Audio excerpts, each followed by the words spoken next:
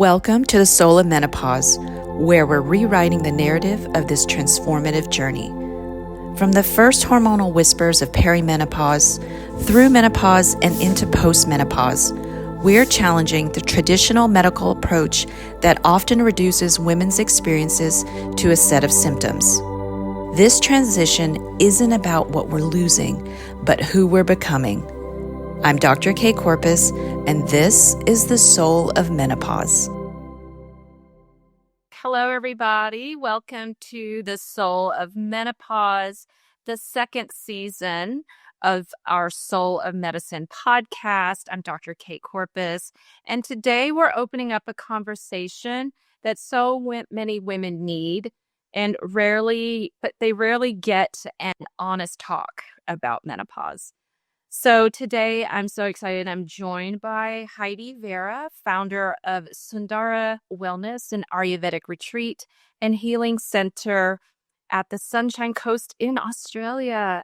Heidi has spent the last 25 years immersed in holistic healing, starting with yoga and deepening her practice in India, where she discovered Ayurveda. She holds an advanced diploma in Ayurveda and is a registered yoga teacher and has run both a busy clinic in Brisbane, Australia, and now at the Sundara retreat along with her husband, Joe. Together, they also guide groups on transformative journeys to India, combining spiritual tradition with real-world healing. Heidi's approach is rooted in practical wisdom.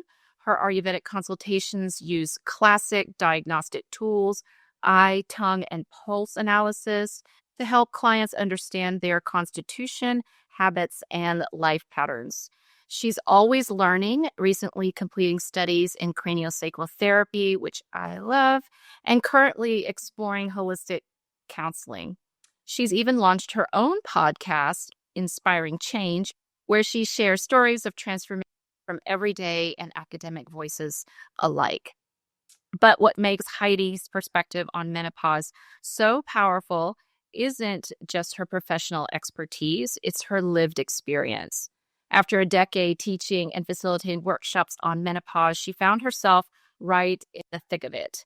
As Heidi puts it, "Oh, menopause, how we need to talk about it more." So many women suffer in silence or end up in emergency thinking they're having a heart attack or end up on meds because they think they're going mad. After lecturing and facilitating workshops about menopause for about a decade, she went through it herself and she felt like she knew nothing, which I agree. Same. So now, having entered what she calls the crone phase, Heidi is passionate about reframing menopause as a time of surrender, release, and embracing of hard-earned wisdom. She reminds us that while the transition can feel rough, even downright miserable at times, it's always a doorway to choosing who we want to be and standing solidly in that truth. So today we're breaking the silence. We're talking about menopause, not as an ending, but as a powerful, transformative chapter. So if you've ever felt alone in this journey or wondered what's possible on the other side, this episode is for you. So welcome, Heidi. Thank you so much for being here with me and all of us today. Thank you, Kay, for having me. You're welcome. We have known each other for a little while. I have visited you a few times and even was the recipient of your amazing hands, your healing hands. Oh my gosh, I think I got off the plane or something going to Australia or something like that. I was jet lagged and it was just luxurious. So I think you're an amazing healer. And, I think we've been out of touch for a few years, but I've been watching some of your things and I'm like, I think she's probably gone through menopause just like me and have a lot to say about that. And our journeys, when we spoke of like last week, sort of paralleled as being practitioner of teaching women about this. It's so different. I want you to tell me more about your experience about teaching about menopause, right? And then going through the journey yourself. I laugh only because it's been a huge journey, and every journey for every woman through this spiritual doorway, as I like to refer to it as, is going to be different. And for 10 years, as I mentioned to you, I was lecturing around Australia about menopause and the natural ways that we can treat the inflammation and the pain and the cycle of the mind.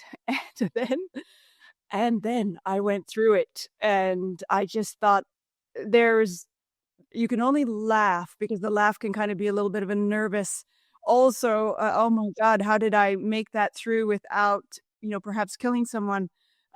It was a huge journey, and one that I can only reflect on, that it was longer than I actually thought it was. So reflection is such a powerful tool, but going through it, there was no grace and glory for me anyway. And as I started to walk that journey and get the symptoms, and, the mind feeling like it was, perhaps going crazy, and at other times thinking that I think the whole world is conspiring to piss me off, and realizing that it was hard. And even though I'd lectured about it, and I'd go back and I'd read my lecture notes and think, wow, I was lecturing to all these wide-eyed women, hundreds of them, trying to seek the answer to their journey. It's really take each day as it comes, and it does pass. Those words don't necessarily help when you're in the thick of it. It didn't anyway for me, but it will, and it does pass. And I think when I spoke to you about it last week, it was so important that I set for myself and put together a menopause team. Get a team around you. Get the support that you need when you need it. If you need a psychologist, do that. Get an osteo, get a really good GP, get a natural medicine doctor, someone that is going to just support you at different times, because it's not always going to be hard, but there certainly are really, really difficult times of this transition. Like any journey, it changes you, but it is definitely an undeniable gateway. And I think it's really a spiritual gateway. Hard to see it when you're going through the big symptoms, but it really is. It's an opportunity for you to, make peace with your past, make peace with your own mind, but it takes time. Heidi, how hard was it, or challenging as a practitioner, for me, it was a very humbling experience. First of all, that we actually need our own team to go through this. And in our heads, we're like, we know this and how to do this and prescribe certain things. Do you think part of that journey was this learning how to ask for help, and in the humility, if you will? Like you said, maybe I don't know everything. I know some things, but then other things I don't. And that great word of surrender was really not one that I was fully familiar with for myself, surrendering to asking for help. And because I'd been lecturing about it for 10 years, I knew I was going to bring together a menopause team. I perhaps didn't know at the times when I was going through the really big symptoms who I needed to call in, because the mind gets foggy, the body gets painful, whole body shape changes, the way that you think changes. I think I heard you mention in one of your live casts that the whole brain recalibrates, and it does, and you can reflect and feel that change happening.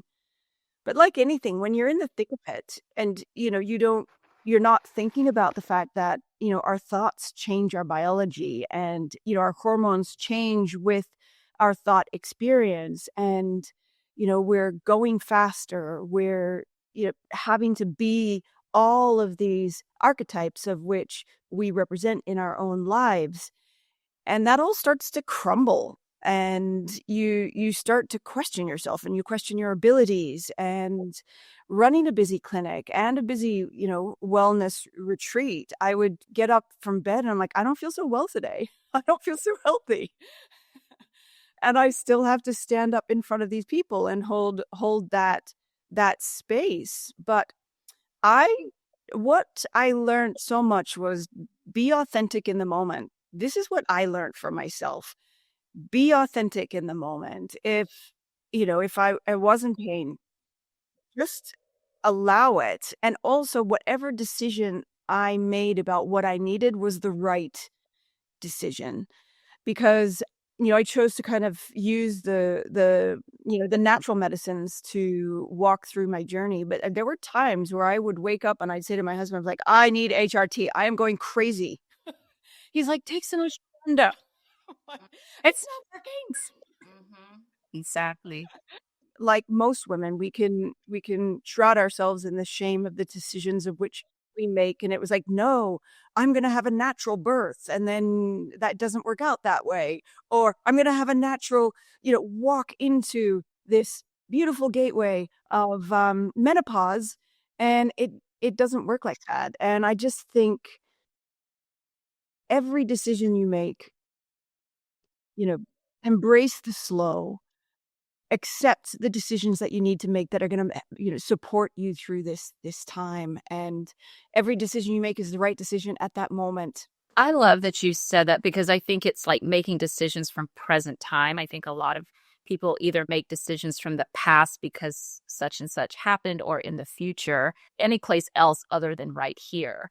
And giving ourselves the space of like, it can change. My decision could change next week. I can decide to do it today, and then we're labeled like crazy or whatever, but we're allowed to do that because you are making your decisions in present time. Really the only thing that we can do. That's really beautiful. So you mentioned to me this word. I cannot recall. Tell me more about that word that you. This word, Dr. Claudia Walsh taught me in one of the lectures I attended with her. Did a lot of study with her prior to me going through that. And her book, Balance Your Hormones, Balance Your Life, it was like my Bible when I started to walk through this process. It's such a great read. But Ataman is the word. Ataman, it's a Farsi word, it's a Persian word. And this is the evil force that motivates us to go faster than we're capable of. And we're all familiar with this word. Our society is about go faster, do more, be more, stay at that velocity.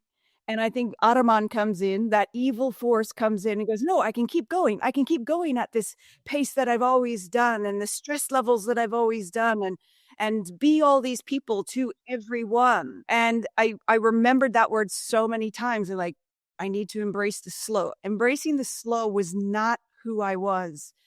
Surrendering was not who I was. But these are the things that I had to tap into when I was walking through it, was embrace the slow, treat myself like I look after others.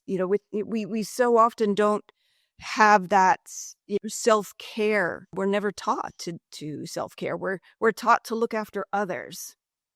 But Ataman, the evil force that motivated me to go faster than I was capable of, I think is something that every woman can relate to.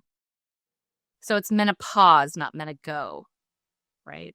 Patients come to me, she's like, I don't want to be in menopause. I just want to be in mena-go. Yeah, I wish I could tell you that, but, and so the slowing down and surrender, I think some women are afraid of of that space, of that liminal space, that, what's going to happen here. It, doesn't feel like there's a safety net underneath that. And it's uncomfortable. And what am I supposed to do in the nothingness? And could you go into more what that means for you, surrender, actually, and slowing down and pacing yourself? There's an ancient Hindu word, like when I was going through the menopause, I tapped into every little resource that I could that would make me feel good at that moment. And there's an ancient Hindu stage of life of which we're going into through this process that they refer to and they call Vanapashti. Now this stage of life that we're going into when we go into full menopause is described as we're becoming the forest dweller. And although I love nature, I love that. I just thought, I am becoming the forest dweller. And this is, in their belief, this is where we are purifying the mind of our hardships and allowing our mind to be free. And I think, tapping into this ancient wisdom is, we're walking through a doorway into our authenticity. And I feel like it really is a ceremonial doorway.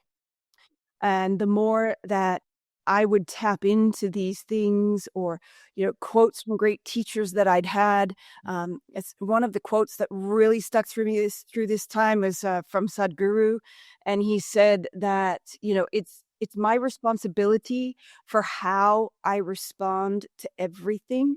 And that responsibility is endless. And I would often remind myself of that every day. How am I reacting to this? How am I reacting to this word surrender? That I'm a achiever. I'm a, run multiple businesses at the same time and just work 7 days a week. And I'm like, I don't even know what that feels like to slow down.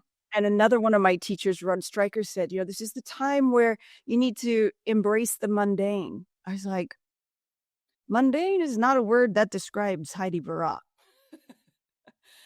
But when I had such resistance to the surrender. I had such resistance to the mundane and the slow, that it was just a process that like, as I said, every single day checking in to myself. Some days were much better than others, but it just, as I said, with any journey, you just have to keep walking through it.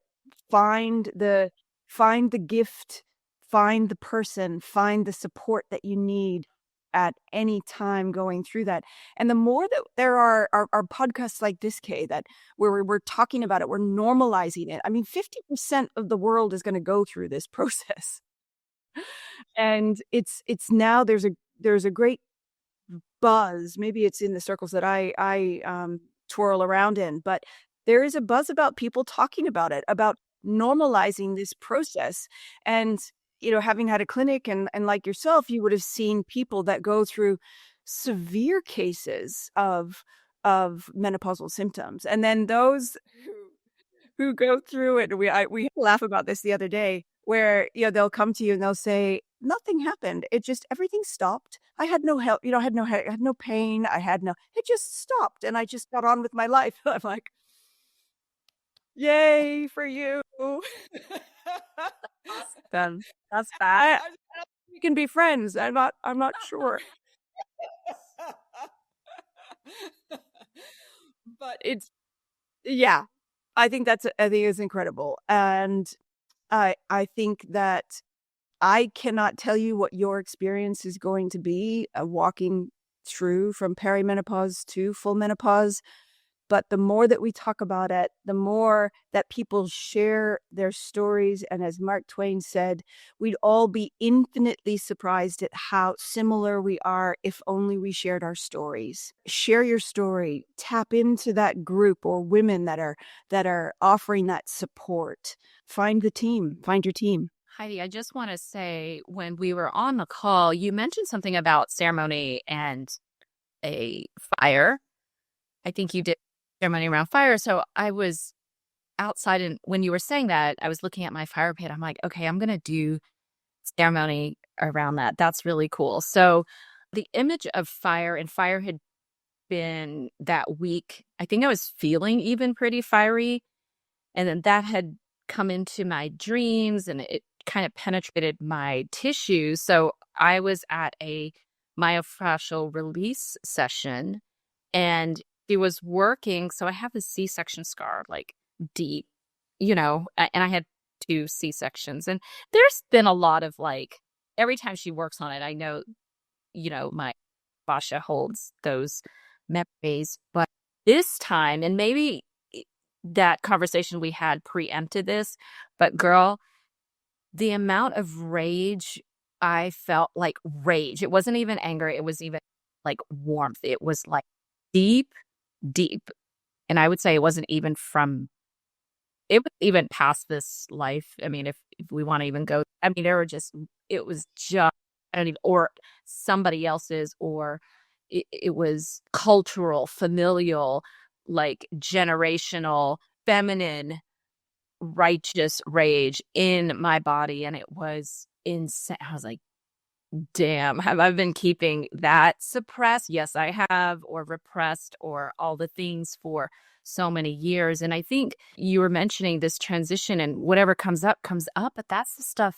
And I didn't even know that I was holding that in my body, and just having that conversation was open that portal, which thank God, because I really don't want to hold all of that for the rest of my life. That doorway that I was saying, this is that time to make peace with your past. Whole reorganization of how your brain is going to function gives you that opportunity. And what you're saying, that whole memories from lifetimes are coming up as you walk through this ceremonial doorway.